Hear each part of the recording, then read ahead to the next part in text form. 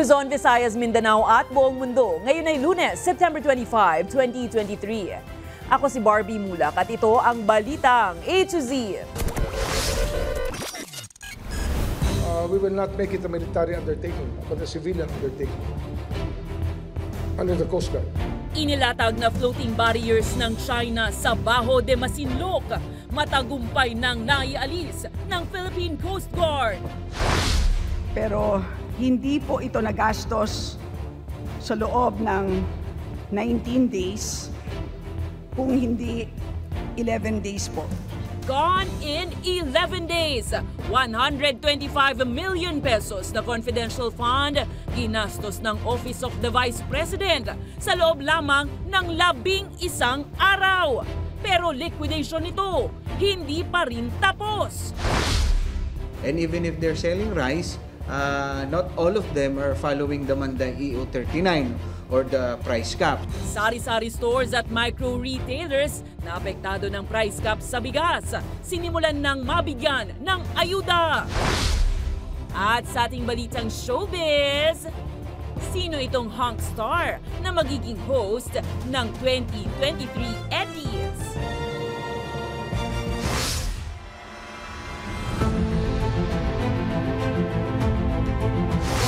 Magandang gabi, pambungad sa ating newscast. Mabilis umaksyon ng pamahalaan sa utos ng Pangulong Bongbong Marcos Jr. na tanggalin ang inilatag na floating barrier ng China sa katubigan ng Pilipinas. Ito ay matapos magkasa ang Coast Guard ng espesyal na operasyon para rito. Narito ang ating balitang A to Z.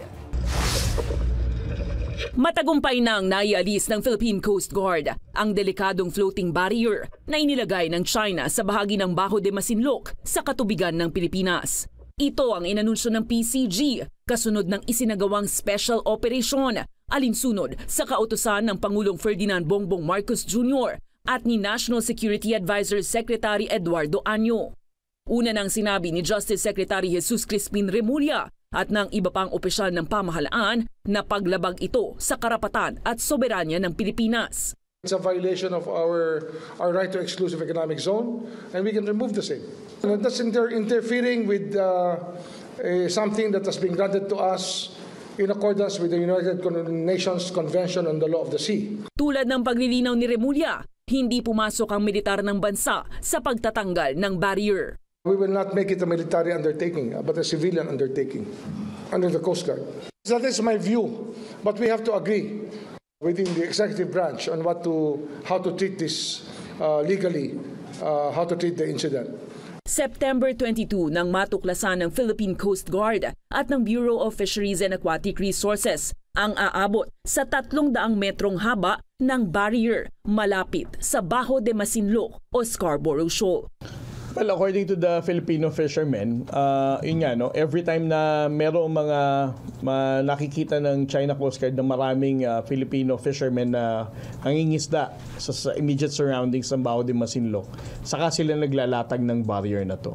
Dahil sa harang, hindi na makapasok ang mga mangingisdang Pinoy sa lugar. Talagang dismayado po kami dito dahil sa hindi po namin alam kung paano na po talagang makapangisda yung ating mga kasamahan. Nanguna, yan lang po yung napupuntahan naming bahura na para medyo maganda-ganda yung huli.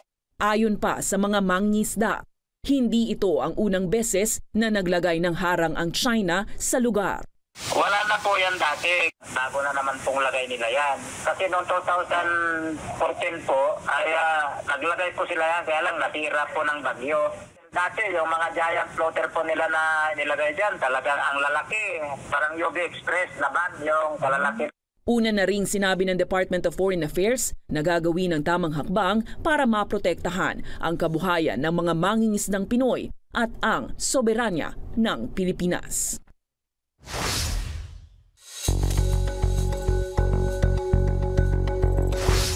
Naubos sa loob ng 11 araw. Ito ang lumabas sa pagdinig sa Kongreso ukol sa kontrobersyal na 125 million peso confidential at intel funds ni VP Sara Duterte. Ang detalye sa Balitang A to Z ni Giselle Simon.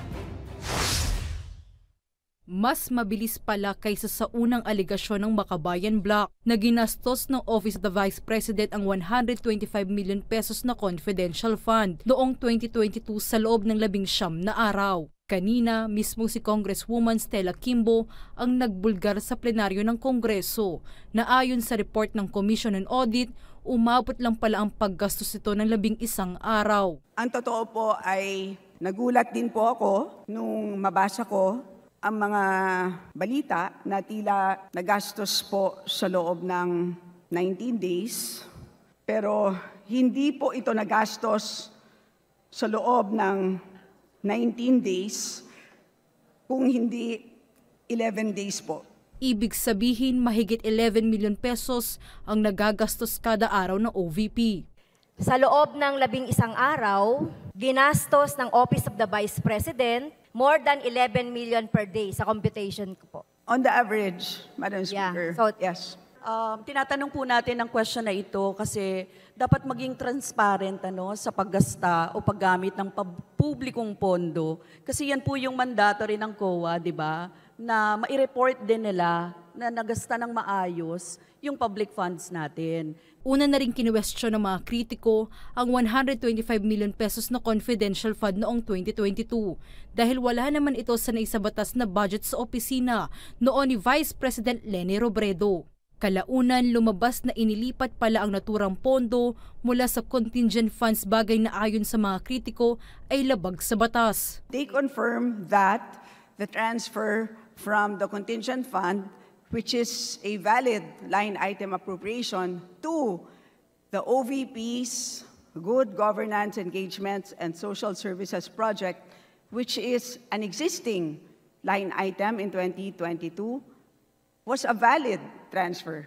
Samantala, kine-question rin ng Kongreso kung bakit delay ang report at hindi naliliquidate ng COA buwan-buwan ang fiscal report ng bawat ahensya. Pero bakit hindi po ito nagawa ng COA? Hindi ba dapat talaga nagsasubmit na yan at the end of the fiscal year ng 2022? Bakit ngayon lang ito ginawa ng COA? Depensa naman ni Kimbo, kulang sa tao ang komisyon. Siyam lang po ang staff sa ICFAO.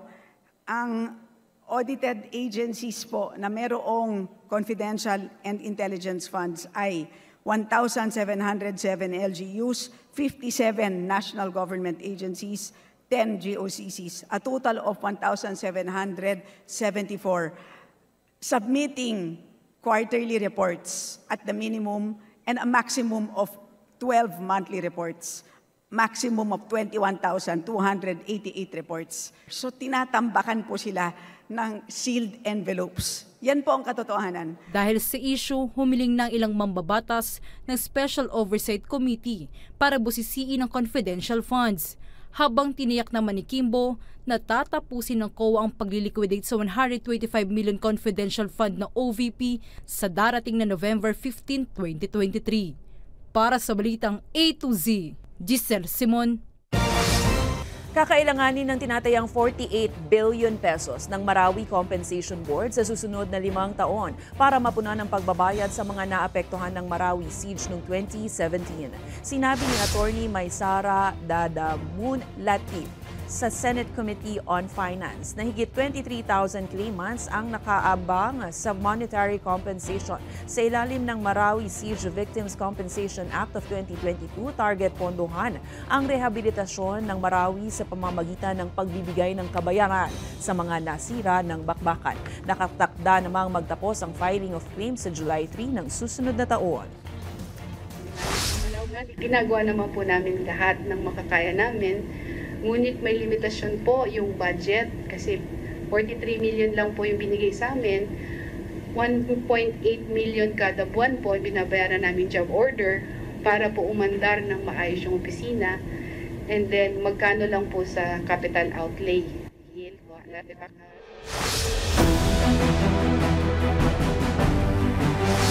Nagsimula na agad ang DSWD sa pamamahagi ng 15,000 pesos na ayuda sa mga micro-rice retailers kasama ang mga sari-sari stores alinsunod sa utos ng Pangulo. Ito'y bilang tulong sa mga apektado ng price cap sa bigas.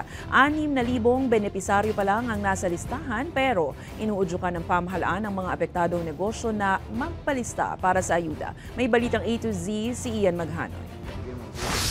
Barya lang ang naiuuwi ni Rose sa 10,000 pisong pamumuhunan niya mula sa pagtitinda ng bigas sa maliit na pwesto sa Q-Mart, Quezon City. Wala. Talo pa kami sa plastic. Kaakibat din kasi ng kanyang negosyo ang pagbili ng plastic na pambalot nito. Piso-piso lang talaga, dos, ganun lang.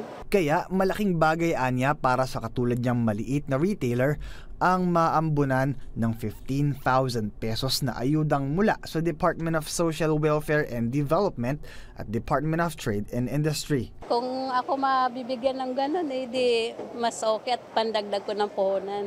Ngayong araw, nagsimula na ang DSWD sa pamamahagi ng One-Time Big Time na Sustainable Livelihood Program o SLP sa mga micro-retailers na apektado ng price cap sa bigas.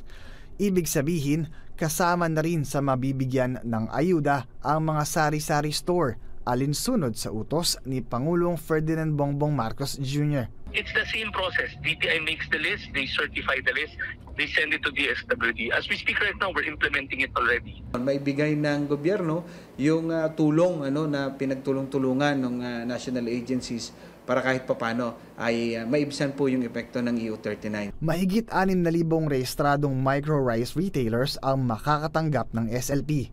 Pero posibleng umakyat pa ito sa 20,000 hanggang 30,000 depende sa pinakabagong listahan ng mga benepisyaryo na idaraan pa sa verification process ng DILG, DTI at DSWD. Kaya naman hinihikayat ng ahensya ang mga negosyo na magpalista sa naturang programa. Gayunpaman, paglilinaw ng pamahalaan. Not all sari-sari stores are selling rice. And even if they're selling rice, not all of them are following the Manday EU39 or the price cap. Matatandaang ipinag-utos ng Pangulo ang paglalagay ng price ceiling sa bigas upang mapababa ang presyo nito sa merkado. Mark, hinahanap nga namin yung 20 pesos na sinabi ni Bongbong. Kaya pagod na pagod kami paghanap ng 20 pesos per kilo. Kaya nananawagan kami sa Malacanang, ilabas na yung 20 kilos na bigas. Yung nakayanan namin ay 2 kilo lang doon sa pinakamababang presyo ng bigas. 45 pesos per kilo local at yun ang pinakamababang presyo ng bigas dito sa Q-Mart. Sa Biyernes, inaasahang matatapos na ang pamamahagi sa unang 6,000 na nasa listahan. Para sa Balitang A to Z, Ian Maghanoy.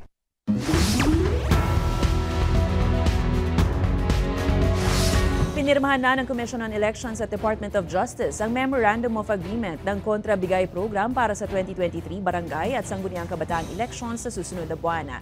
Present sa MOA signing si COMELEC Chairperson George Garcia at Justice Secretary Jesus Crispin Remulla. Sa ilalim ng programa, makikipag-ugnayan ng COMELEC sa DOJ at mga attached agencies nito para tugunan ang mga paglabag na may kinalaman sa isasagawang BSKE. Bukod pa rito, maglalagay ng prosecutor sa ground sa pagsisimula ng election period. Magkakaroon din ng legal assistance desks.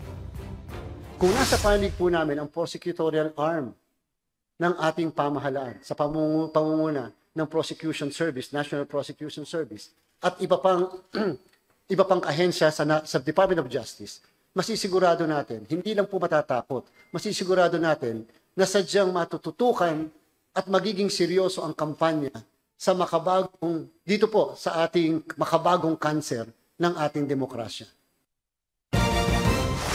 Higit 200 barangay ang tinitingnang isa-ilalim sa red category ng election areas of concern para sa nalalapit na barangay at sangguniang kabataan elections. Sa pinakahuling datos ng Philippine National Police, tinatayang aabot sa 246 na barangay ang target irekomenda sa red category o yung mga lugar na nakitaan ng seryosong banta sa election-related incidents. 1,200 mahigit na barangay naman ang mapapasama sa orange category at nasa 1,100 na barangay ang irerekomendang mapasama sa yellow category. Inaasahang ilalabas sa katapusan ng Setyembre ang pinal na listahan ng election areas of concern. Magmi-meeting pa po yung National Joint Peace Security and Coordinating Center para ma-harmonize po yung datos. At yung committee naman po ay isusumiti po ito sa COMELEC and Bank na siya pong magdidesisyon kung ilan po talaga ang mapapaisamang listahan dito po sa ating election areas of concern.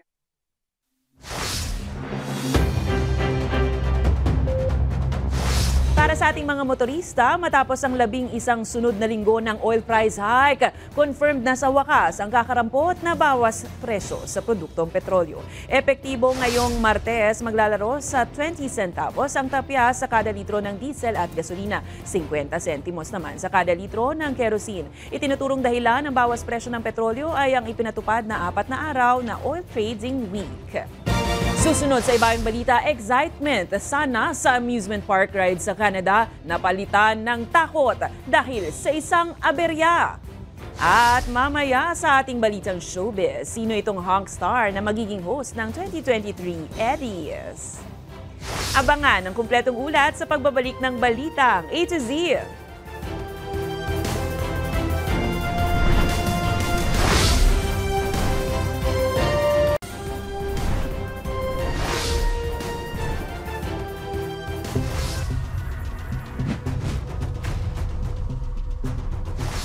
Nilinaw ng PhilHealth na wala pa silang natatanggap na ulat na nanghihingi ng ransom money ang hacker ng kanilang system. Ayon sa State Health Insurance Company, wala silang alam ukol sa $300,000 o 17 million pesos na hinihingi umano ng mga hacker. Una na ang sinabi ng Department of Information and Technology na humihingi umano ang Medusa ransomware group ng pera para maibalik ang sistema ng ahensya. Pero nanindigan naman ang PhilHealth na kahit anong mangyari, hindi ito magbabayad sa grupo. Magugunitang na-hack ng Medusa Ransom Group ang PhilHealth system nung Biyernes. Pero tiniyak naman ng ahensya na maibabalik na ang kanilang operasyon ngayong araw at wala raw na kompromisong impormasyon ang kanilang mga miyembro. Ay wala pa naman po kaming nare-receive or anything na humihingi po ng ransom. We turned our systems down to make sure po na ma-contain itong incident na ito. And we are trying very hard na maibalik po natin itong mga sistema nito. Nilinaw ng pamunuan ng Aviation Security Group na walang dapat ika-alarma sa nangyaring pagsabog sa parking area ng NAIA Terminal 3. Paliwanag ni Aviation Security Group Director Police Brigadier General Jacqueline Payos Wangki, walang kinalaman umano sa terorismo ang nangyaring pagsabog. Sa kabila nito, aminado ang pamunuan na kailangang isaayos ang perimeter fence at palakasin ang seguridad sa paligid ng paliparan upang maiwasan na maulit pa ang naturang insidente. Matatandaang nitong Sabado ng umaga, hinagisan ng Molotov bomb ang parking area ng NAIA Terminal 3 na nagresulta sa pagkasira ng 3 sasakyan habang wala namang napaulat na sugatan. Not be a cause for alarm sa ating publiko dahil nakita naman natin na this in our assessment, this is not the handiwork of a terrorist group or whoever. Parang gusto lang mag-send ng message pero hindi naman cause for it should not be a cause for alarm to our public.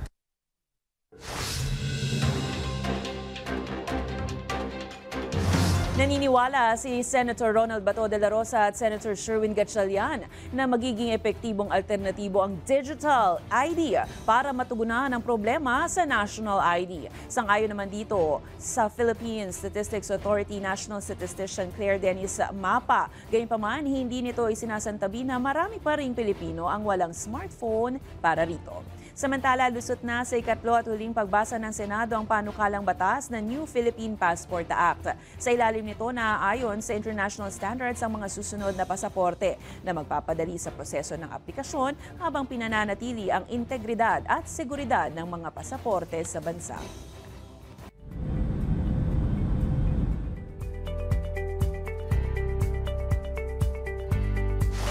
Naiwang nakatiwarik sa ere ang mga pasahero ng isang amusement park ride sa Ontario, Canada matapos magkaroon ng aberya nito.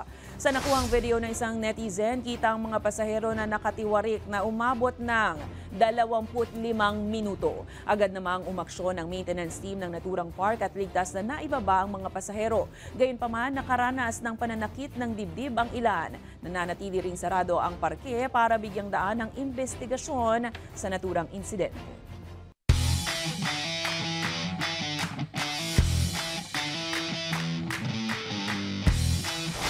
Nagsimula nang magpakitang gilas ang Pilipinas sa pag-arangkada ng 19th Asian Games sa Hangzhou, China. Nakuha ni Taekwondo Jean Patrick King Perez ang bronze sa men's individual Kumse event para sa unang medalya ng Pinas sa ASEAN. Matapos yan ang kanyang semi-final showdown nitong linggo laban kay Ma Yunzong ng Chinese Taipei sa Linan Sports and Cultural Exhibit Center. Samantala, umabante naman ang 9 na taong gulang na pinakabatang atleta sa delegasyon ng Pinas sa torneo na si Mazel Paris Alegado. Nakuha nito ang ikapato sa 8 spots para sa final ng Women's Park Skateboarding category.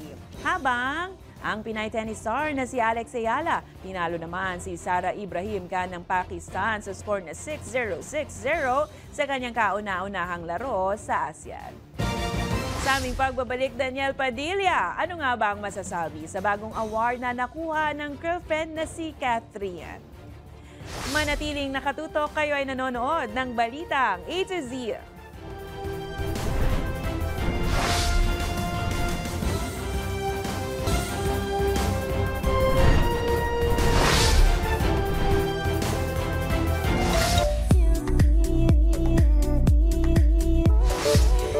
Very proud. Yan ang reaksyon ni Daniel Padilla sa bagong parangal na naiuwi ng girlfriend na si Catherine Bernardo. At Piolo Pascual, magiging host nga ba sa paparating na Entertainment Editor's Choice o Eddies Awards? Ang detalye sa Balitang A to Z Showbiz ni Lane Garcia. Proud boyfie ang aktor na si Daniel Padilla sa parangal na natanggap ng kanyang girlfriend na si Catherine Bernardo.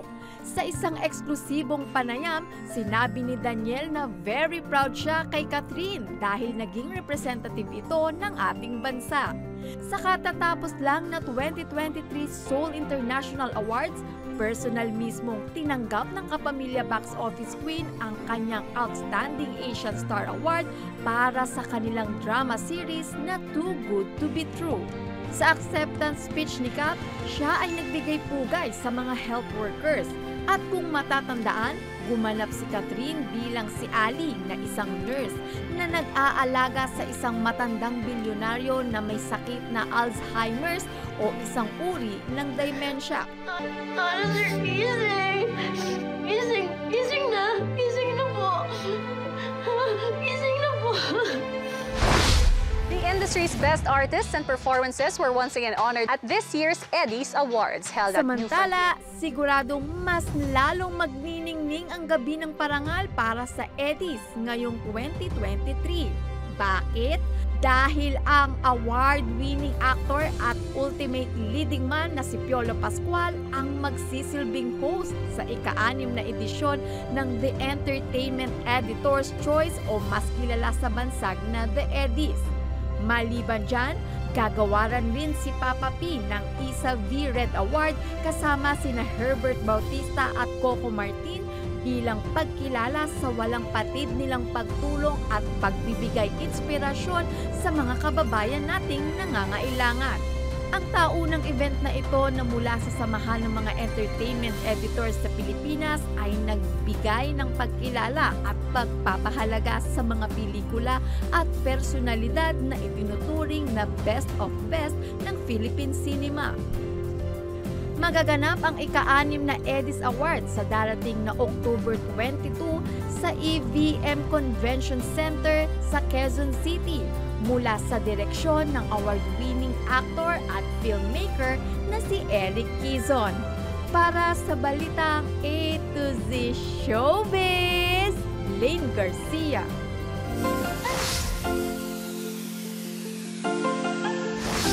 At para naman sa ating balitang nakaka-good vibes, normal na nga sa mga ikinakasal ang makaramdam ng mixed emotions. Yan ang magkahalong saya at kaba. Pero tuloy pa rin ba ang kasal kung tuluyan ng nalito ang groom sa instructions ng pari? Heto't panoorin. And 3. Ay, mali na naman. Oh my God. Igagano mo yung... Ba't ka pumunta sa Kulambo? Mamayang gabi pa yon.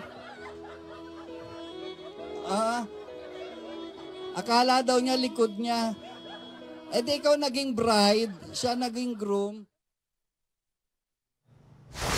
Kung kayo ay may kwentong kakaiba, mga kwento ng pag-ibig at storya na inspirasyon at pag-asa, maaari niyo itong ibahagi, sumali sa ating Facebook group na Balitang A to Z. Panoorin ang replay ng ating programa at sundan ang ating social media pages. Hanapin ang Balitang A to Z. Ang ating pabaong quote of the night ay mula sa dating United Nations Secretary General at Nobel Peace Prize laureate na si Kofi Annan. Ayon kay Annan, kung ang sakit ay korupsyon, mahalagang bahagi ng paggamot dito ay ang transparency sa lipunan at pamahalaan. At yan ang mga balita at impormasyon, mga kwentong may dalang inspirasyon na tinutukan ng Balitang A to Z. Ako si Barbie Mulak, maging maalam, makialam. Magandang gabi sa iyo, Pilipinas!